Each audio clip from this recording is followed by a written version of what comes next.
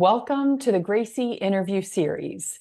Today, we're joined by two remarkable voices in classical music and public radio, who together earned a Gracie. Colleen Wheelahan is the morning show host on SiriusXM's Symphony Hall and Evening Classics on WUOL, and she brings her love of music to audiences as both a broadcaster and a classical percussionist. Laura Atkinson, a Louisville, Kentucky native, has built a career as a classical singer and public radio host here and abroad. Her recent project, Notes from Mothers, is what earned a Gracie Award recognition. So thank you so much, Colleen and Laura. We are very happy to have both of you here for a conversation about winning a Gracie and everything that you have to share with your wisdom for our audience. Thank you. Thanks, Becky. For having us. Laura, do you want to start the conversation topics or do you want me to do it? Oh, man. I don't know. We were just talking about how this could go on for 3 hours, so we'll have to be pretty disciplined. You go ahead. Yeah, we do. Okay. Laura and I know usually these have a moderator and an interviewee, but Laura and I are such partners for so many things that we just came up with a list of topics. So I'm just going to kick things off by bringing up the first one we thought would be really fun to share, because neither of us came to radio from a traditional path, which I don't even know what a traditional path for radio would really be. But we found our way into radio both a little later, I would say, than most. I didn't do college radio. Laura, did you? Not at all. No. So, for me, the first time I used audio equipment was in radio. Same. Sure. Yeah. So Laura, what was your radio origin story? Ooh, origin story. I'll have to think about that a little bit, because the thing that I always say to people is that this particular job of being a classical host somehow uses this very bizarre set of skills that I have accumulated over the course of my career that wouldn't work anywhere else except for classical radio. And somehow I found my way to it.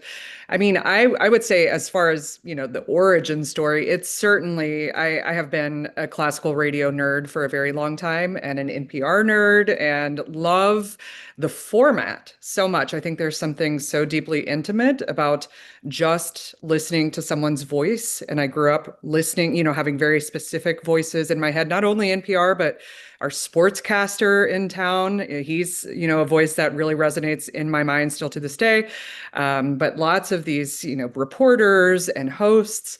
And so my career as a musician was truly just through classical singing, which means that I have a real love not only of classical music, but of language. I have a love of story. As an opera singer, that's one of the biggest skills that I think I bring to the table, is that I love stories, and I love putting really personal touches to everything that is music related. And so all of those things kind of made me think about classical radio for a long time, but I had no idea how I was going to really find my way into it practically. And after living abroad for a long time and working as an opera singer for a long time, we found ourselves back in Louisville, which is my hometown. And I was listening to the classical radio station, and it just was very clear to me that this was something I could do and wanted to do. And from there, I think I just stalked our station manager for several years and told him, I'm here, I'm interested. I have zero experience in this format, but I have a lot of, helpful experience. And I think I just wore him down and found my way to it. Yeah, I think something you and I have in common is, at a certain point, we had to have the audacity. We had to say, I can do this, and I want to do this, and I think I could be really good at this. Yeah. And that's something women don't tend to do for themselves. Correct. All that often. We look for job postings where we have every single skill set that's listed, whereas men, what is it? It's like 80% of the skills listed. Right. And classical radio doesn't really have a backbench. There's not a training program for classical radio. There's degrees in media and there's degrees in music, but there's not a degree that brings the two together, because there's not that many positions. So that makes sense. But for me, I similarly grew up with those voices in my ear. You said sportscasters, and I just could hear Right? from like family trips driving to New Orleans, dial Yes. BUD. My dad would turn on Buddy D as soon as we got Yes, Paul WWL. Rogers is in my Yeah. head in an old Datsun sports wagon. I mean, it Yeah. just sticks in your brain. Yeah, and the that old clock radio, that old clock Yep. radio with the red numbers that we all had the wood look Uh-huh. was always in my room, turned to the classical station. And like I was a very bad sleeper growing Hmm. up. And my mom let me turn on my radio and turn on the classical music station. And I don't know, what age did you start doing music? Like, did you start with piano lessons or choir? Yeah, I mean, it was one of those soft starts, I guess I would say, because I had my grandfather was a church organist, and so I always had, the church music background, but I do have a very specific memory of my love of classical music starting, which also was a broadcast. Our second grade teacher let us sit on beanbags and read our books, and then she would put on the classical radio station, and I thought my world had changed. And that not only for me really solidified my love of reading, it solidified my love of music, it solidified, how that could be a form of entertainment, but also relaxation. And I call upon that all the time in my shows, and I'm sure you do too. Yeah, I think my little difference is that I wanted to be a ballerina. Mm, I loved watching classical music. I loved watching, PBS, any great performances or whatever it was in the 80s when I first watched it. But also, I had an obsession with ballet and really, really wanted to do that. And it wasn't, as I got older, my skill set clearly my ability to balance on one leg made sure. it very Yeah. or inability made it very apparent which one I should do. But you did kind of unlock some memories with that for me. But my radio origin story was when I got in between my percussion degree and my conducting degree, I did get a music education degree.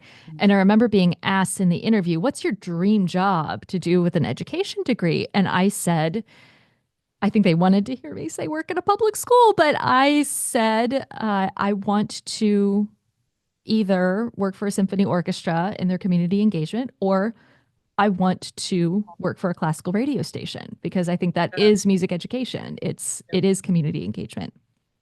But more specifically, in Nashville, back when we had 91 Classical, there was a job that they were ready to expand a little bit and they had money for a part-time person, but they weren't sure what shape they wanted it to take. So the job listing was basically pitch us an idea. Oh, wow. And I pitched the podcast that became Classically Speaking, which I did as my first, again, thing in audio. The very first thing I did, very first time I held a microphone was to interview Christopher Rouse, a Wow. Pulitzer-winning composer, backstage at the Nashville Symphony, who was about to perform his Fifth Symphony. And so that was like, we wrote Trial by Fire in our Yes. list of topics. Yeah. It's literal. I mean, whoo, there was Yes. some fire right away. Yes. And so, and learned to edit a 30-minute podcast interview, Yeah. which was wild. And I am very grateful that I had very good mentors in Nina Cardona and Anita Bug, who sat there with me while I painstakingly learned everything I had done wrong Yeah. the first Yeah. time, and then the second time, and then the third time. And I don't think I really felt good about it. Going back, I wish I could do a do-over on a lot of Yeah. these. Oh, of course. Sure. First, it was number 7. The 7th episode was when I was like, okay, I can actually listen to this without cringing. I feel good about this episode. And from there it was, well, can you also do this for the station? Can you also do that for the station? And I just kept saying yes. Yeah. Yeah. I mean, I think that the idea of saying yes is, I mean, it's a little bit fraught because we can paint ourselves into a corner of being stretched too thin, of course. As women, that happens a lot. But also what you were saying about kind of the audacity to know that you have the skills to be good at something is something that I've actually noticed in the past couple of years because this job felt so perfectly formed for my very weird skill set. I would say to people, and I always felt a little bit embarrassed about it, but I would say to people, this is the perfect job for me, like the perfect setting for me to kind of share the weird things that I have learned. And there is something about it that feels audacious as a woman, I think. We're not exactly trained. We don't come up in a society where it's really okay to say, no, I know that I would be good at that, even if I don't have the proper training just yet. Well, then thinking about you and the languages that an opera singer learns, first of all, like knowing the International Phonetic Alphabet already. Yeah. Great thing for a radio host in Yes. Oh my general, God. but specifically in classical radio, because like Italian, French, German, Spanish, Russian, Czech, Finnish, sometimes Icelandic, Swedish, Swedish. Icelandic. Yeah, Those are the things we have to pronounce on the radio. correct. And Right. English. English is not always easy. English is not always easy because it's not intuitive. Very good. Mandarin. Yes, We right? get a lot of that. So yeah, we're really Yeah. It's again a very Oh, boy. bizarre skill set that doesn't always Arabic. translate to other things. Yeah, Arabic and Hebrew, those came up Yeah. too. Yeah, we just had High Holy Days.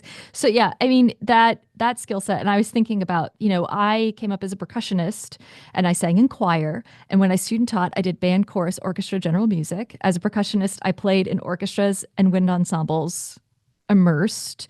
I worked for the marching band. For a musician even, Yeah. experienced a variety. I mean, especially the school I went to, University of Cincinnati, that conservatory, if you're the yes and type there, Right. Mm-hmm. you can experience all of it. Yep. I Yep. mean, played jazz, played in steel band, and just everything. So that was something that I was really grateful to able to bring to the table. And I know that, being able to talk about like not having a specialty, really. Yeah. Like the kind of jack of all trades feeling. Yeah. Yeah, but I think, really putting yourself out there, even when maybe you're not fully developed, fully trained, is the way to kind of move forward in this world, in this career, in this, particular field.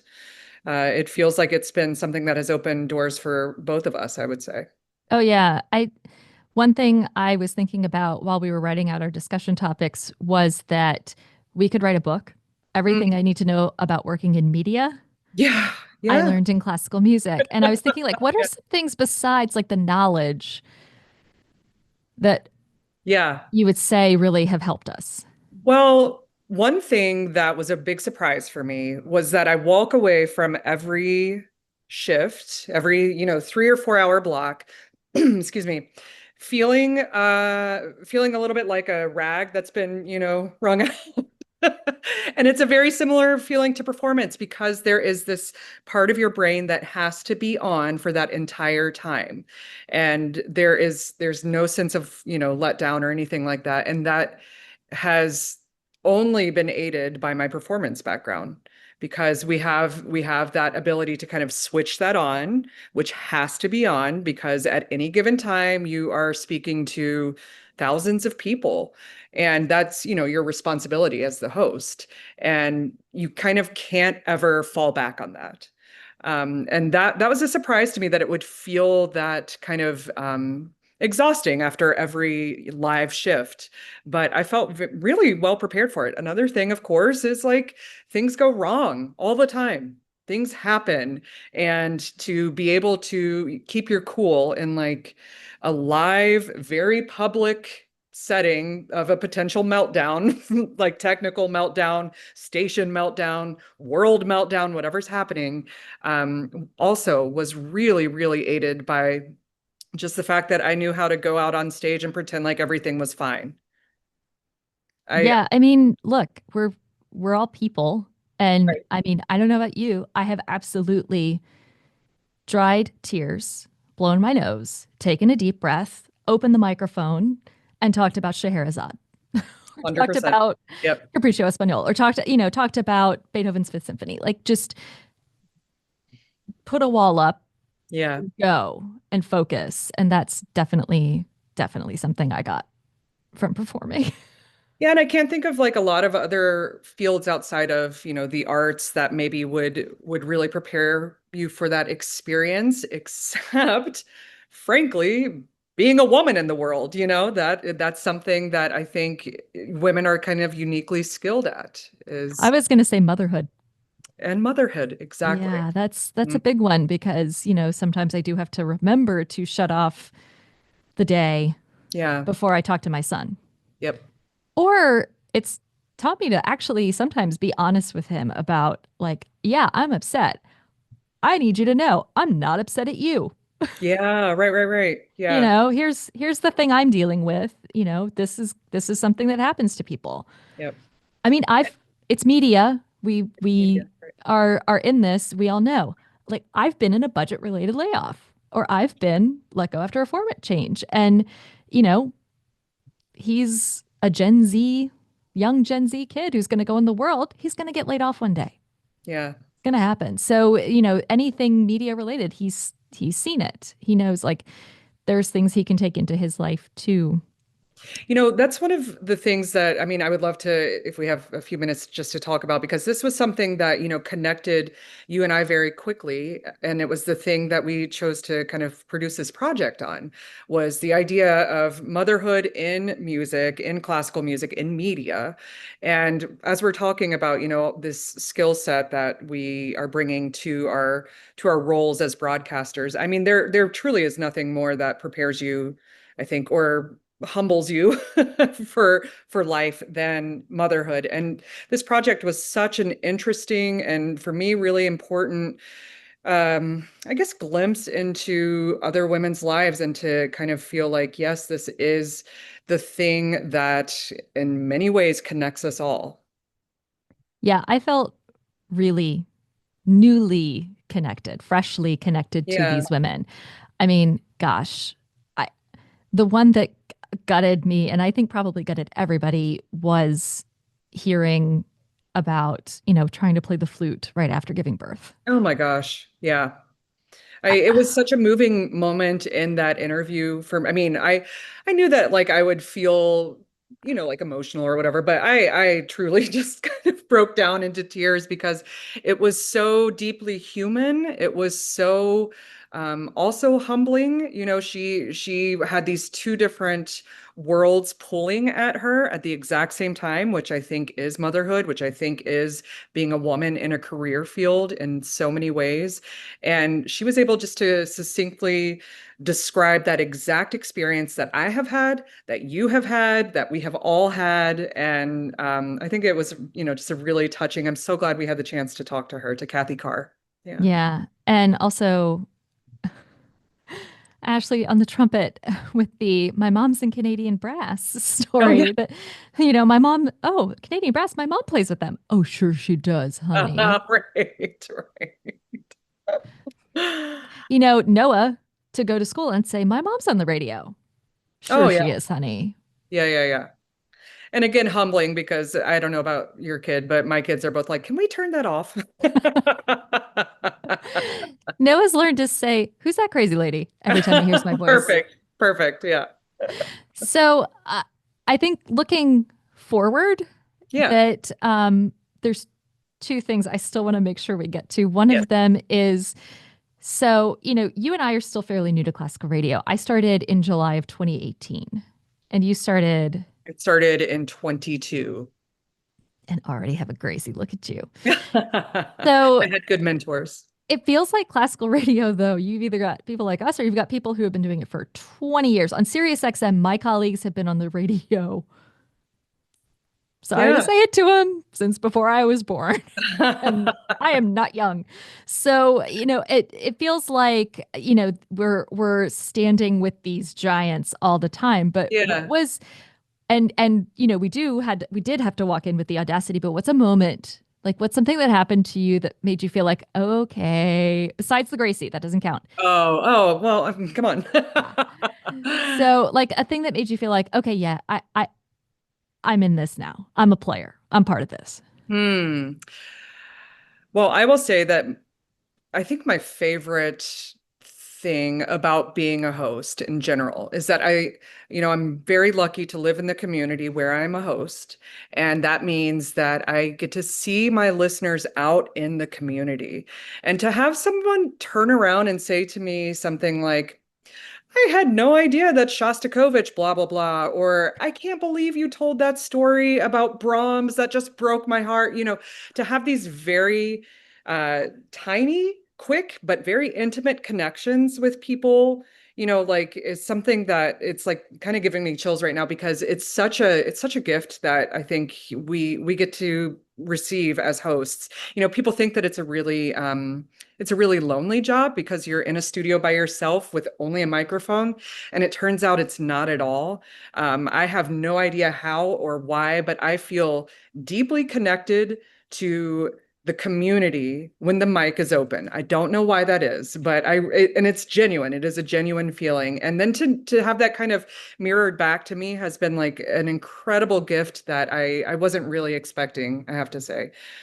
You always want to be talking to someone when Yeah. you're hosting, and it's amazing when you get that feedback. So then you can have the picture.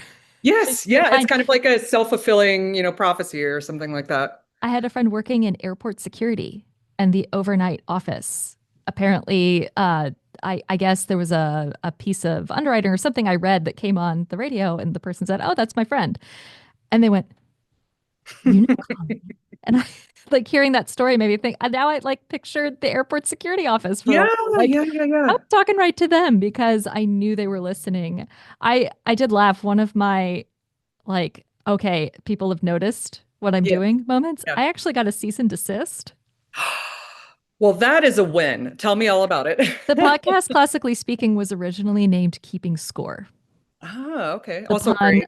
the pun on, A score, a right? score, a music score, which is also the name of an old show featuring Michael Tilson Thomas, Oh, okay. a Got it. conductor from San Francisco, Yeah. and they had not renewed the copyright. We looked that it seemed in the clear. They had not done the show in decades, and Michael Tilson Thomas wasn't getting any younger. So we thought, okay, you know what? I think this is different enough. We can.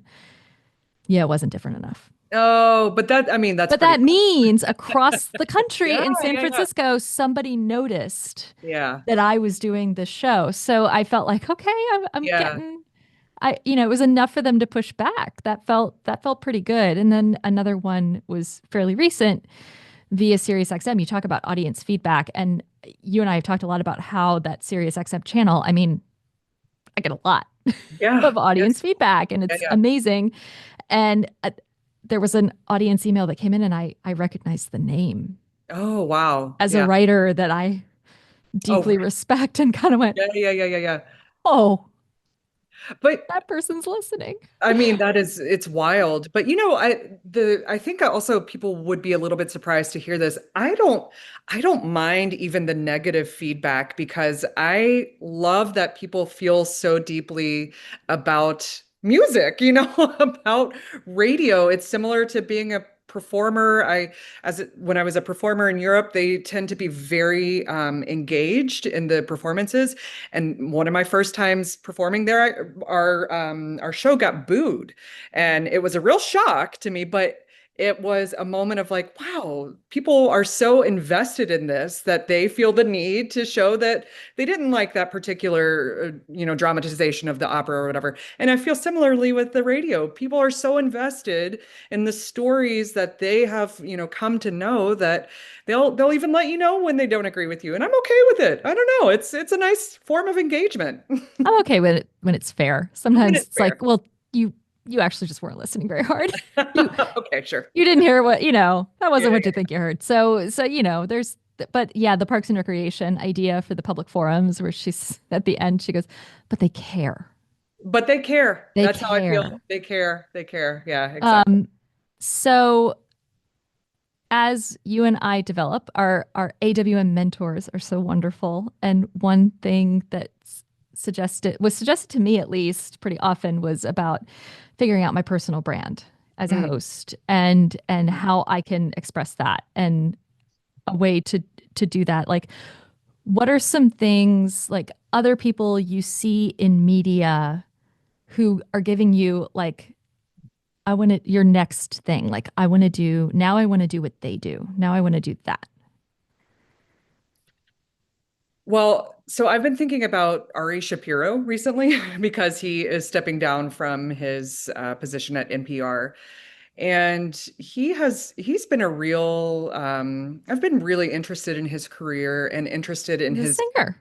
yeah, he's a singer. He, does cabaret and has like a a varied career, but also has like a truly personal way of speaking to people, of interviewing people.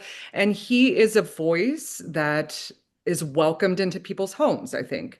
And I've been really, yeah, just thinking about how did he do that? How did he get there? What is it about Ari Shapiro that, kind of makes me feel like he's my friend and makes half of America feel like he is their friend too. And something about that track of being a personal connection on a large scale, because I think we are in a time where personal connection is difficult to find. And if we can be a medium for that and on a kind of broader scale, I am fully interested in investing in that kind of career and becoming a connection to America on a large scale. What about you? Yeah, I've listed two for a while because I've called my personal brand your classical music bestie. Yeah. Yeah. Which if you and I had a podcast, that would absolutely be what it was Oh, called. 100%. So Terry Gross is a big one for me because I am such a nerd, but also something I really take pride in when I go into interviews is really doing my research Yes. first. And for Yeah. us, that sometimes that means listening to an entire opera Mhm. or Mhm. reading a whole book. And I'm happy to do that, to be really prepared. And that's something Terry Gross is really famous for, that she's pulling quotes straight from somebody's book because she has read it before Have she you seen interviews her them. latest Instagram of the stack of books that Yeah. oh my gosh, it is truly something. Yeah. And Rick Steves is another one because when you listen to Rick Steves talk about going somewhere, you feel like I could go there. Yes. Yeah. And Right. you feel like you are there when you Yeah. watch the show. I mean, you really do feel that immersion and that almost aspirational quality of traveling the world or feeling at home anywhere is something I really want people to feel about Mm, classical music. That, on my website, my like tagline is classical music is for you. Let me tell you why. And yeah. I feel like that's what Rick Steves does. Like, you can go here. Yeah. Here's what you should do. Yeah. You might like it because of this. And that's something I hope that I do for people in classical music. And it makes me look at the documentary possibilities, the interview possibilities, Yeah. the Sure. next thing. So Now that's making more sense. You said Rick Steves, you had it on our list, and I was like, what does that mean? So that I love that. Yeah. Showing people why they can travel, showing people come why with me. yeah, come with Come me. with I me. love that. That's wonderful. Well, thank you all so much. That is fascinating. First of all, I wrote down the quote of that you had the audacity to do what you're doing. And I wrote the word brave beside that. Mm. And Laura, I loved how you talked about that you found a way to combine all these various skill sets and create a career out of that. And that just resonates with so many people in so many careers, and certainly in media, right? As Yeah. media continues to morph and change, and as we've heard it affectionately called a big blob right now, because there's no definition between one media or the other, and you all have created careers out of your passions and maybe not having a specialty per se as you thought, but winning Gracie Awards and doing outstanding work. And I love the other quote talking about radio is connecting with your community, because it Mm. really is. We hear a lot about how important it is to connect with local journalists and your radio hosts, and that connection, and how important that is right now for our world, to just make sure that people are staying connected. So thank you all for what you're doing to connect in your community. And Colleen, as you said, being everyone's classical music best friend, which I love, and teaching us how to continue to love and appreciate great music. So thank you all so much for being part of our Gracie Interview Series, and we look forward to seeing and hearing from other Gracie winners in the future.